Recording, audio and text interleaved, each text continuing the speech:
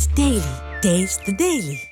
2025-2028 ஆண்டிற்கான சின்னத்திரை நடிகர் சங்கத்தின் தேர்தல் சென்னை விருகம்பாக்கத்தில் உள்ள தனியார் மண்டபத்தில் நடைபெற்று வரும் நிலையில் ஏராளமான சின்னத்திரை நடிகர்கள் வாக்களித்து வருகின்றனர். இதுகுறித்த விவரங்களோடு இணைகிறார் எமது செய்தியாளர் அஜய். முழு விவரங்களை பதிவு செய்யலாம். சென்னை விருகம்பாக்கத்தில் இருக்கக்கூடிய தனியார் மண்டபத்துல சின்னத்திரை நடிகர் சங்கத்தின் 2025-28 ஆண்டிற்கான தேர்தல் ஆகஸ்ட் 10 இன்று நடைபெற்று வருகிறது.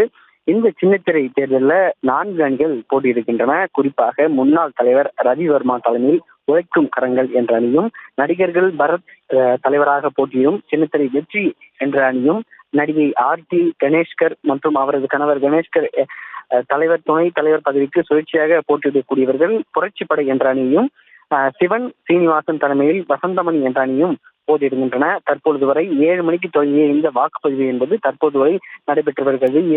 மாலை 5 மணி வரை நடைபெற இருக்கிறது. தற்பொழுது வரைக்கும் 200க்கும் மேற்பட்ட சின்னத்திரை நடிகர்கள் தற்பொழுது வாக்குகளை செலுத்தியிருக்கிறார்கள். சின்னத்திரை நடிகர் சங்கத்துல ஓட்டு போடுவதற்காக 1600 நபர்கள் தகுதி பெற்றதாக தேர்தல் அதிகாரியும் கூறியிருந்தார். அந்த நிலையில்தான் தற்போது வரைக்கும் 200க்கும் மேற்பட்ட சின்னத்திரை நடிகர்கள் தற்போது வாக்கு செலுத்தியிருக்கிறார்கள். தற்போதைய நிர்வாகத்தின் பதவி காலம் முடிவடைவதை தொடர்ந்து புதிய நிர்வாகிகளை தேர்ந்தெடுப்பதற்கான தேர்தல் தான் தற்பொழுது நடைபெற்று வருகிறது.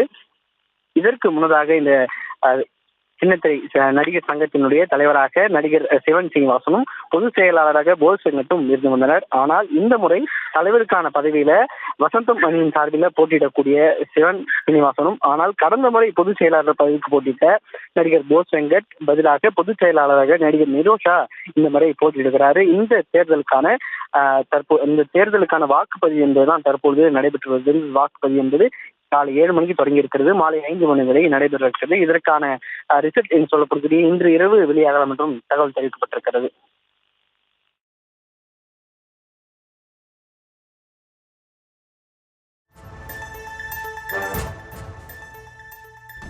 விவரங்களுக்கு நன்றி Ajay. Taste the Daily. Taste the Daily.